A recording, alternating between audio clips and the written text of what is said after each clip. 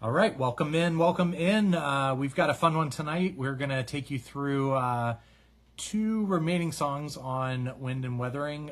We're going to get into the classic storytelling Tony Banks song of All in a Mouse's Night. And then we're, quite frankly, for me, a little bit begrudgingly going to get into Your Own Special Way. I have a lot to say about both these songs, but am excited to kind of get into them with you, Jake. We took a week off. Happy Father's Day to you. We are back, and we're happy to be doing this. Happy Father's Day to you too, my brother. There you go. Yeah. It's been a crazy one. So, All in a Mouse's Night. So I think this is just, there's almost a recipe now for these Genesis albums, right? There's a theme of these kind of heavy storytelling songs that we've heard really since Nursery Crime with Harold the Barrel. Then we got into Get 'Em Out by Friday. Then we get into the Battle of Epping Forest. Then there was even Robbery, Assault, and Battery, after an entire kind of double album storytelling of Lamb Lies Down on Broadway. And here with Wind and Wuthering, it's no different, but it is a little different. This storytelling song to me is very fun and pleasing. I think it's just musically one of the more interesting storytelling songs that they've laid out. And I'm just really kind of curious to get your thoughts about it. It's a little goofy, but I think it holds up in the world of Genesis fans as kind of doing the job of playing that storytelling role. But we're just kind of in the thick of Tony Banks storytelling here in this era of Genesis, and we're going to get so much of this kind of Tony Banks stuff on the next album as well. But this one to me is a great way to start the second side of the album. It's a very fun song. I laugh when I listen to it. I think it is goofy, but I enjoy it very much. What about you? I'm 100% with you. Yeah, I think the song was, originally. Well, I have some deep thoughts on this song, but we'll try and just chip away as we go down, because this is. I kind of see this as the point where Genesis, if they were a muffin, this is where they break free from the pan, right, and really become their own thing. And it really is, because the lyrical content of this song is effectively a Tom and Jerry cartoon. I think everybody who calls that out is 100% right to do so. The narrative plays just like the cartoon, right? You've got this kind of rundown house. You've got a couple in bed. They're talking about how it's cold in the room. They're giving you these indications that the house isn't, the nicest place in the world. We know they've got a cat, and there's this mouse in the house, right? And he comes out looking for food and goes about his business and has a run-in with the couple. Yep. The couple can't quite decide what to do with him, and in the kerfuffle between them, the mouse escapes, only to have a run-in, of course, with the cat. But as the cat, in his murderous intent, approaches the mouse and, ready to strike, slips up, hits himself in the head with a jar, knocks himself unconscious. A la Tom. I'm sure he had, the big bump grew out of his head. There you go. It is pure and simple. There's no reading between the lines here, right? This is a straightforward, lyrical, cartoon. And that is the freeing point, right?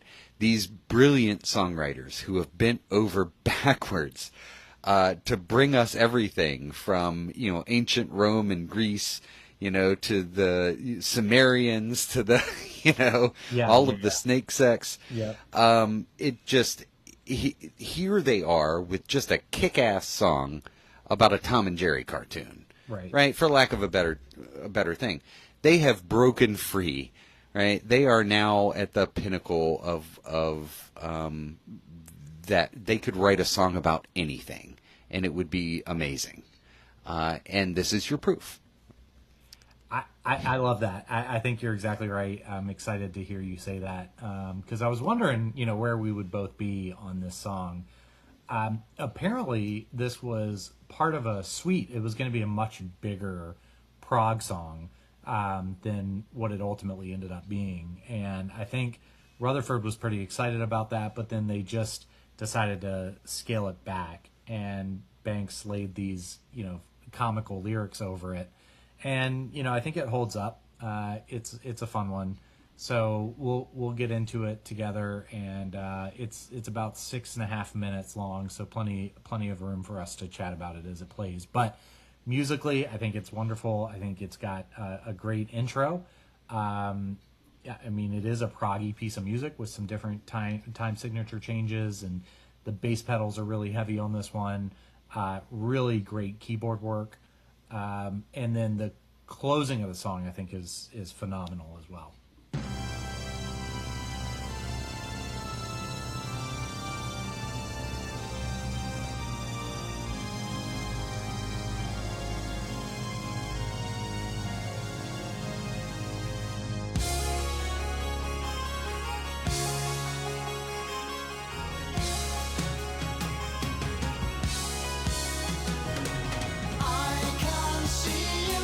Another good, strong Tony Banks intro there with the mellotron and the ARP soloist.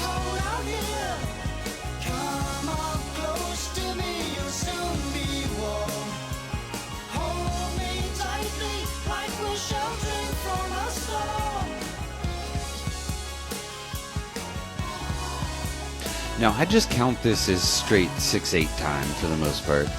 5, 6, 1, 2, 3, 4, 5, 6, right? It's got a kind of a double time feel. But all of this kind of exists freely in that compound meter, that 6/8 meter.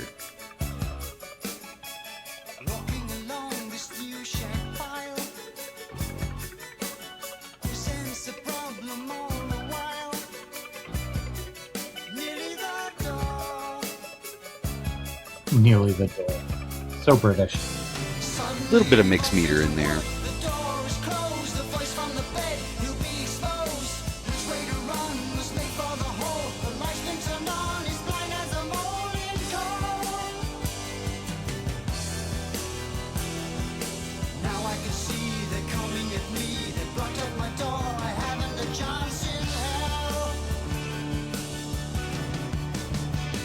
Or mouth. Listen to this, the stabbing nature of Banks playing there, right? When it's the mouse's perspective, he's tense, right? And now you have this rolling feel, the arpeggiation of the conversation between the couple. This is the brilliance of Tony Banks' songwriting. When he's putting these elements together. Yeah, he's bringing the characters to life through the music, and right. This is Peter and the Wolf. Right? Right. Yeah. Yeah. Here's our mouse. But the tone that he gets from that keyboard, just it sounds like a mouse scurrying. The tick tick tick tick tick tick tick. Right? That just it has a mousy. You can just hear the little mouse footprints. Yeah.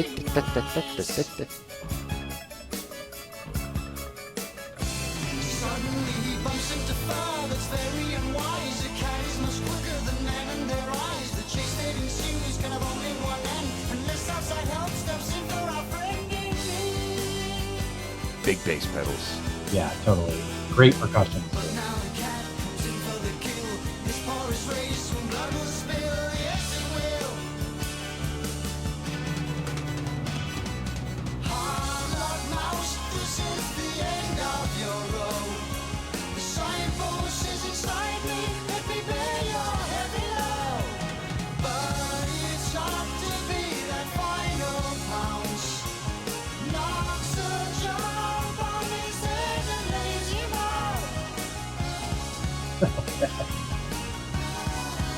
Listen to Phil's beat here, though. It's 1, 2, 3, 4, 5, 6. 1, 2, 3, 4, 5, 6. Right, but he gives you that feel that it's something else going on. Such a clever drummer.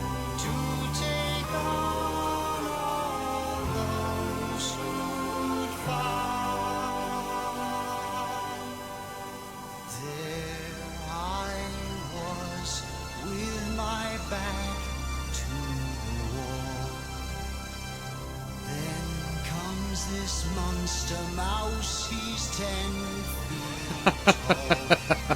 Wait, okay, Tony. Jump the shark there a little bit. It only took one blow. Here comes Steve. Steve's like, let me interrupt this story.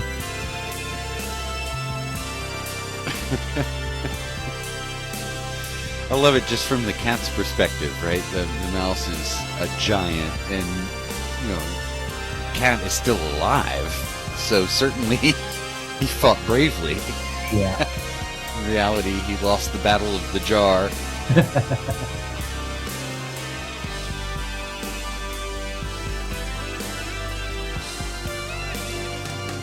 But here's where the magic really happens. This interplay between Tony Banks and Steve Hackett. This is just amazing. And Steve's guitar work here, some of the finest, in my opinion, some of his best work in Genesis. Yeah, the last 2 minutes were fun. Insane.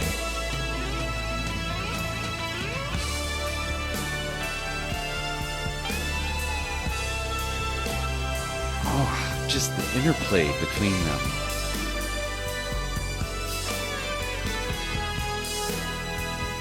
We played this live a handful of times, but it never made its way into the regular show. But it would have been really fun to see them do this one live.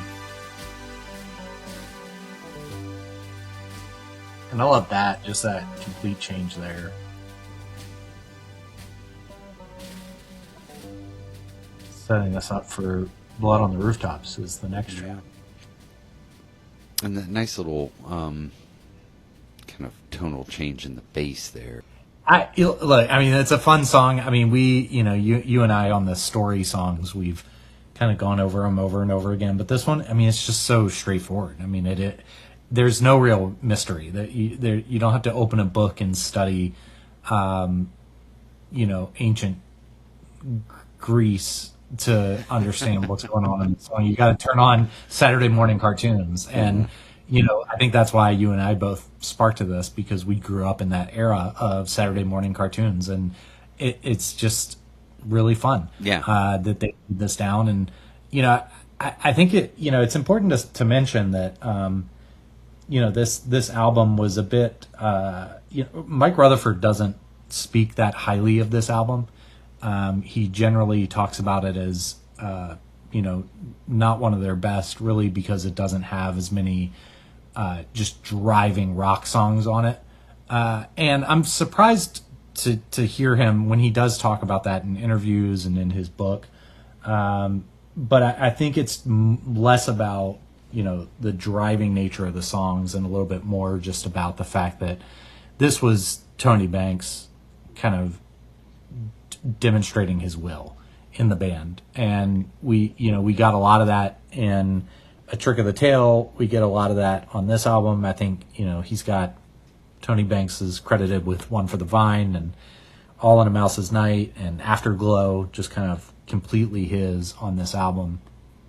And then particularly in And Then There Were Three, we're going to hear just a lot of we're going to have to kind of slog our way through a lot of these Tony Banks songs, and I mean that with all due respect, but it's just, it kind of comes back to this narrative that Rutherford wasn't as excited about this album as maybe you would think he would be, with his contributions on 11th Earl Lamar and Your Own Special Way, which we're going to talk about here shortly.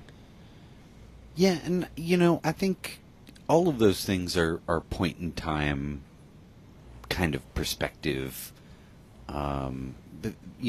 When you're in a band like this, there are a lot of different things that influence your opinion about a particular piece or album or performance or whatever it may be. And rarely is it, congruous with how everybody else feels, because everybody's kind of experiencing their own thing. And I totally get that from Mike Rutherford. This is probably not the easiest time for him. Just watching kind of what's going on with the band, and certainly he's sensitive to the balance in the group. And he would be the one, I think, that would be the canary in the coal mine for kind of what we talked about early on, maybe several episodes ago, related to how this album kind of represents a takeover of the band, or from a songwriting perspective, by Tony Banks. He's been held to 2 or 3 significant songs in the past. He's got 6 on this album, right, where he's credited as the primary songwriter, and that means the guy who's driving the music, right, less so the lyrical content. And as members of the band, you kind of look at that and say, well, what's going on here, right? I mean, we've been a collective, we've been writing these things together, and now Tony is, naturally as the keyboardist. And here's the deal, Jarrett, right? 98% of all songs that exist out there were written on one of 2 instruments, piano or guitar, right? Yeah. You can tell the difference between these songs. It's very easy. Listen to songs that have really complex chord changes. Those were written on piano. Any song that's 1-4-5 or just basic kind of block chords, even getting into some of the fancier stuff, you can tell this is a guitar. If there's big 7s in it, that's a piano song. So there's a difference in that, right? And it influences the sound of the band, with less of kind of the big calliope sound of the 5-person band, right? We're starting to hone in on the future of Genesis, and it is a Banksian future. And I think for a lot of people that's becoming very evident. You hear that in the songs, right? Yeah, it's a Banksian future. I mean, it's been in a lot of ways a Banksian past as well. Tony is synonymous with Genesis and this sound.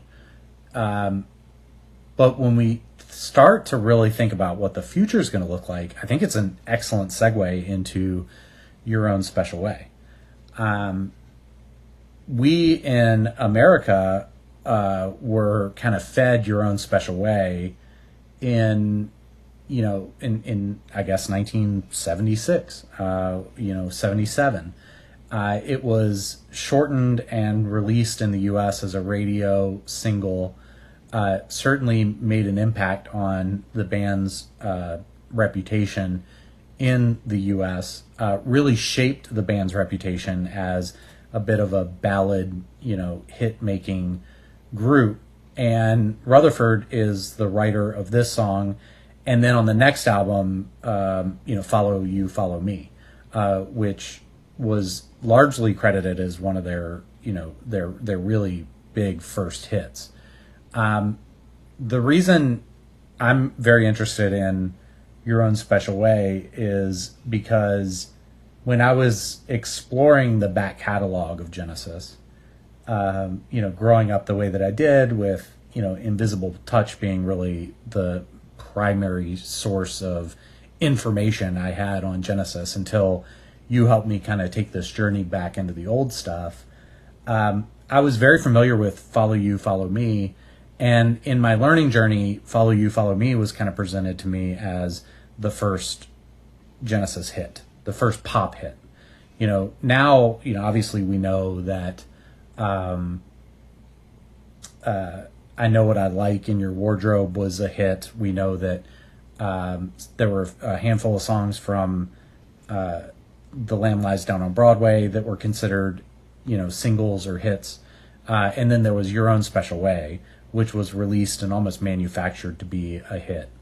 The reason at the beginning of the podcast that I said kind of begrudgingly we were going to get into this song is because our dad was a dentist for like 40 years, and you and I used to go to his dentist office after school. I mean, when we were in elementary school and middle school, we went and sat in the little employee break room, and we did all of our homework, and we listened to easy listening. Mm-hmm. Yeah. So Jarrett's describing, our dad had his dentist office right next to the high school and middle school in our very small town in Central Virginia.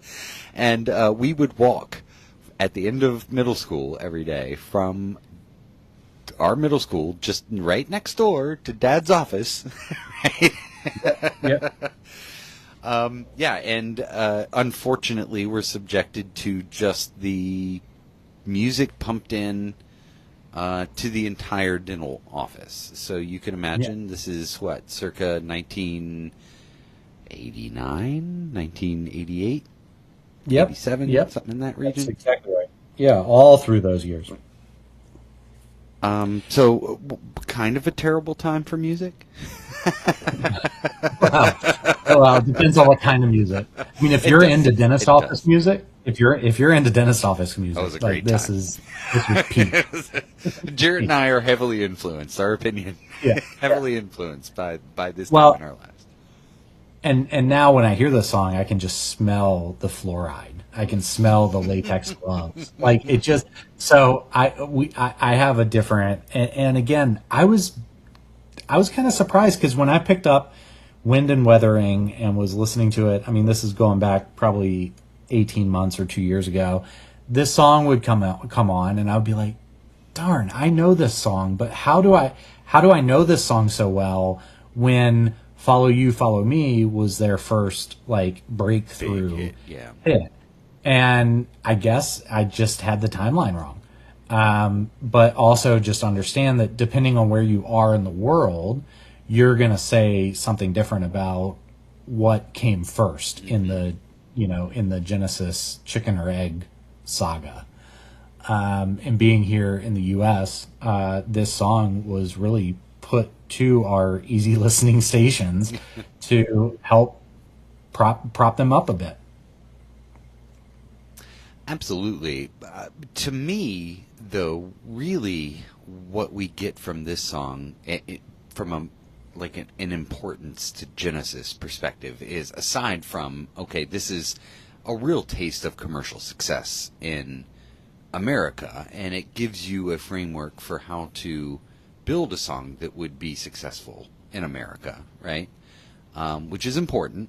What we get here is kind of a nice little taste of Mike and the Mechanics and kind of the solo career that Mike Rutherford will eventually start for himself. And we have not talked about that, right? We know that Mike is going to have a solo career, but to me, this is one of those songs that kind of, at least if I were Mike Rutherford, in my head, this would say, Mike, you can do it.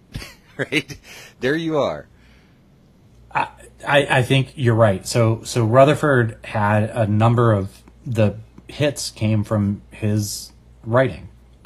This one, and then Follow You, Follow Me. I mean, he wrote Follow You, Follow Me in like 10 minutes. And, then you go all the way forward to like Land of Confusion. I mean, he was a hit writer. And it's funny because I've listened to some interviews where they have picked on Tony for never writing the lyrics to a hit song. Like never. And that's been really interesting to me to go through, just knowing how important Tony Banks is. And Tony kind of shrugs that off and he's like, yeah, my lyrics are these storytelling lyrics, or you know, there's a 10-foot mouse right in front of me, right? I mean, stuff like that. And there's a lot of examples Beautiful. later on. It's so it's so Yeah. so deep. Yeah, exactly. But then you've got this evolution into this kind of pop archetype that Mike Rutherford and Phil Collins just understand better, I think, and are able to connect with audiences better, and probably don't spend a year on things like Tony Banks does, right? Where Follow You, Follow Me is this plinkety plunkety song that has very approachable and easy to manage lyrics. And I think he probably, to your exact point, he got the confidence from this song. And he started to realize, hey, there's a little bit of a recipe here that I can help this band follow, so that we can make some hits come to life. And they wanted to make hits. I mean, they absolutely wanted at this time. They were having band meetings about how to commercialize their sound a little bit more while still staying true to who they were as artists. And I just find that this song deserves a spot in this podcast as much as the it evokes all of these feelings of doing algebra homework in a dentist office. It deserves a spot here because it really starts to tell a story about how they're evolving and where they're going, and it puts Mike Rutherford kind of square into that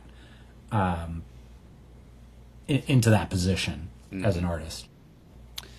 Yeah, it's a good way to say it.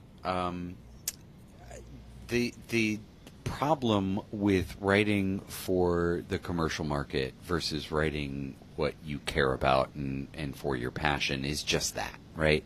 That there's a general rule in music, and it's unexpressed, and don't go looking for this but you can quote me on it. Dumb songs sell records, right? Yeah. The Rump Shaker. millions of albums sold. Right? Pour some sugar on you. Right. Not complicated songs. The simpler the better, as a matter of fact, right? And the more hooky the better. And this is only becoming as our populations grow, as we interconnect our global music scene, it kind of proves itself out, right? That simple pop tunes sell millions, if not billions, of records. Songs about the labia, not gonna be up there. Ask me about Modus Novum sales. I'd love to have that conversation. Well, Tony Banks says the same thing. There's this hilarious clip of an interview with him right after Invisible Touch came out, and he was like, if you like the song The Brazilian, you should check out my solo albums, because my solo albums are a lot like that, so you really should buy my solo albums. And then he just looks straight at the camera and he's like, but nobody does. It's so true. And he was laughing as he was saying that, because obviously he's had mountains of success. He can, because he had crazy success with Genesis, right? But he'd be screaming at the camera if Genesis had stayed where they were at this period, right? Yeah. They are always on the cusp of breaking out, and that's incredibly frustrating. As an artist, as a musician, you do things like you produce these epic albums, The Lamb. You go out and you pitch this music directly to the people, and you go into massive debt as a result. Right. It just Exactly. It's a shock to the system. It's how do we do this? The answer lies in writing dumb songs or accessible songs. We'll change the vernacular a little and just say, hey, these are songs that are widely accessible, right? That globally people will understand the meaning of this song, or the music of this song. It's got a beat you can dance to. It's simple. It's hooky, you know. It's got that little earworm, Gangnam Style, right? It's just such a great example, Yeah. right? It blows up. Psy has 20 albums out there. Go look at him. He has Gangnam Style, one hit. Grateful Dead, right? Right. What was their big hit? Of all of their albums, of all of their music, Touch of Grey. Touch of Grey was the one that like broke through, right? And that's it. They're a one-hit wonder, right?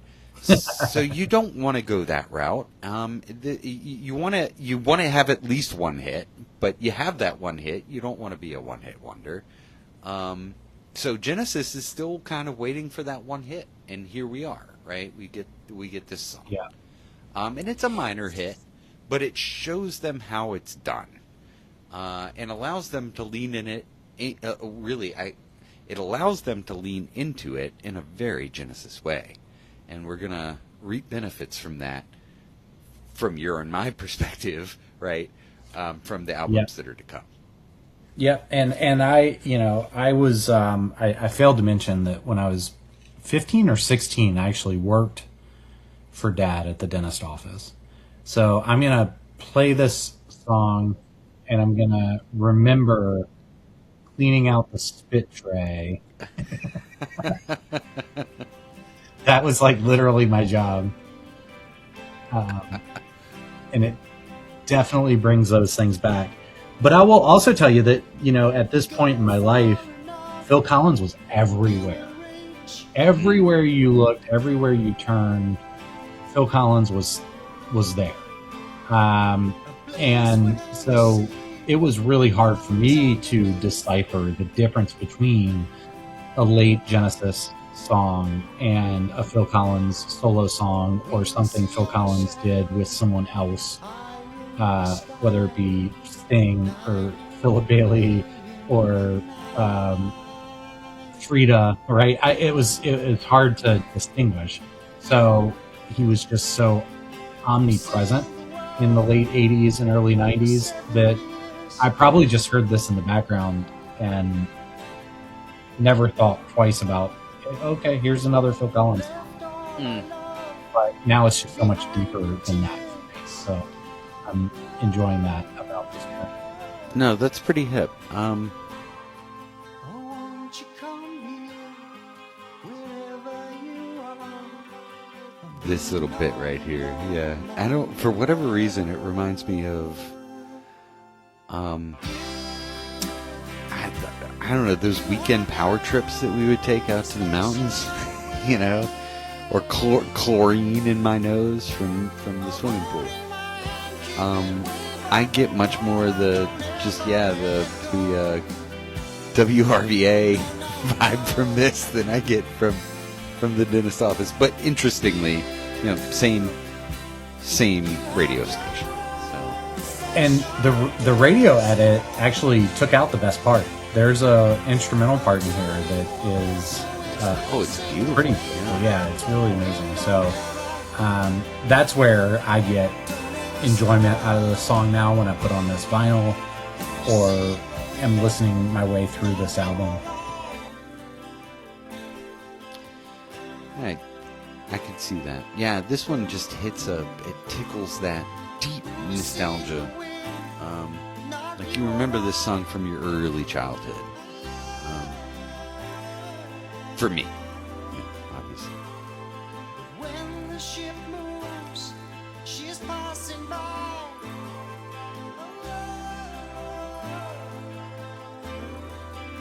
Yeah, and just this overt romance that they're going after is not something that we've come to experience from them quite a bit up to this point. So just a straight out proper love song, I think, is something that we have not really seen from them yet. Correct me if I'm wrong, listeners out there, but this might be the first just very overtly focused love song. And the lyrics here come from a poem that Rutherford was particularly inspired by. because these guys all tend to have literary backing for many of their songs. But yeah, I think this was one of the first love songs that they had. Here's the just very lovely instrumental. We get this bell synthesizer, right? It's gonna become, this is gonna standardize into the 80s electric piano sound. Most famous from Doogie Howser, the Doogie Howser intro. Yeah, well, I mean, nice reference. Go listen to it. You'll know exactly what I mean right off the bat.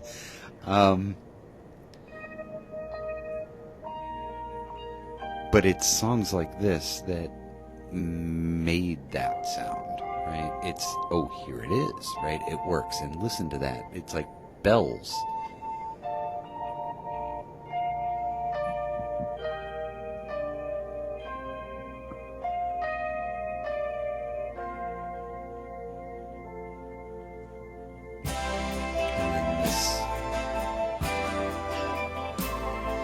Again, this is 6/8 time, right? 6/8 time is your sea shanty time. It's your romantic song, your Irish ballad song structure. So yeah, there's a lot going for a song in 6/8 just right out of the gate from a nostalgia perspective.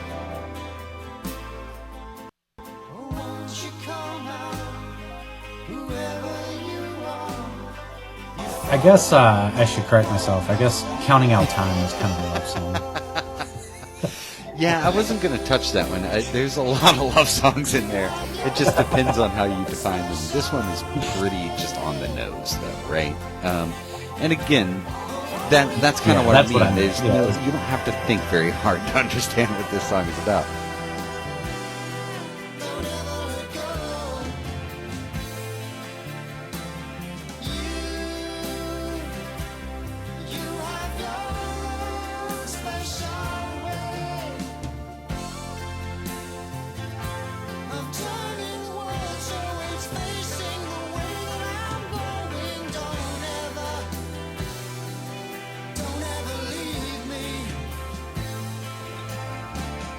I mean, just an impassioned vocal, though, from Phil Collins. I mean, I think he does a remarkable job there. And, he does a little bit of that improvised wailing in the background, too, to almost create this sense of yearning that I think complements the love story here so much throughout that song. So, I mean, if you didn't get enough of Your Own Special Way from tonight's episode, just go hang out at your grocery store, your Costco, and you're bound to hear it in the next few hours. I almost every time I go into my grocery store now, I kind of joke like, how many songs am I going to hear before I hear either Genesis or Phil Collins? And it's usually not very long. But Your Own Special Way, it definitely brings back all those feels, and hopefully it did for you as well. All in a Mouse's Night, fun storytelling song. Wind Wuthering, I mean, just keeps delivering these great tracks for us to digest and share with you guys. So thanks for listening and hanging with us. We really appreciate it. We're just two brothers that grab a glass of whiskey and listen to Genesis on Sunday nights. So, tell us what we got right. Tell us what we got wrong. Jake, any kind of final thoughts on these couple songs? No, I mean, just they're a lot of fun, right? And Wind and Withering is one of those albums that's easy to overlook. But again, we kind of talk about the back and forth. This is one of the English albums. And just that, it plays so well. There's a lot of fun in this album. You just, I don't think you have to go looking for it. You just have to pop the album on. And that's maybe the most difficult part, right? Is just finding it and making that happen. That's funny that you say that because I do find that I need to be in the right mindset for this album. Like if I go and jump in my car and I put Spotify on, I tend to go to Duke, 9 times out of 10. Like I just will all listen to around. Duke from start to finish. Lately, I've been going to Trick of the Tail from start to finish really frequently. The other day, I got in with my daughter, and I was like, it feels like a Wind and Wuthering day. So I Well, put it on, and I will um, say that for me personally, this album has more of an autumn vibe, and it's yeah, from the title all the way through the subject matter. To me, it plays as an autumn album. me too.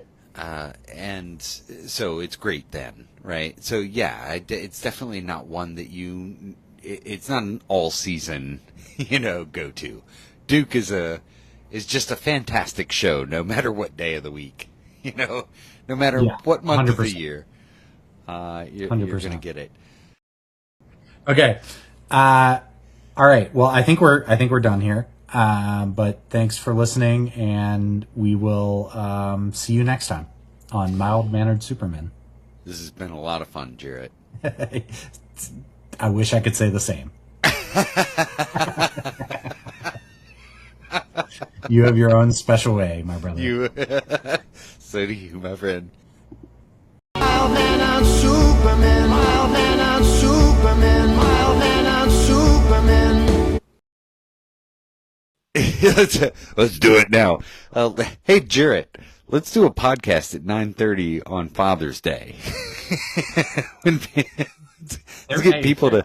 we've had a lot of episodes of drunk podcasting. I mean that Lamb, the third side of the Lamb Lies Down on Broadway. I don't even remember recording that thing. I don't know. I had to. Yeah,